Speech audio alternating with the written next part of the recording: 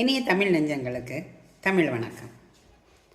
திருக்குறள் அதிகாரம் 6, வாழ்க்கை துணை நலம். குறள் 2.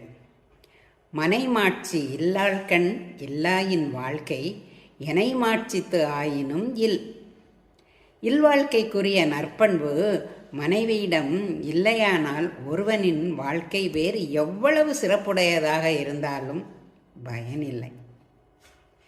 மனைமாட்சி இல்லாள்கண் இல்லாயின் வாழ்க்கை எனை மாட்சித்து ஆயினும் If the wife is not having home virtues, a man's family life is useless.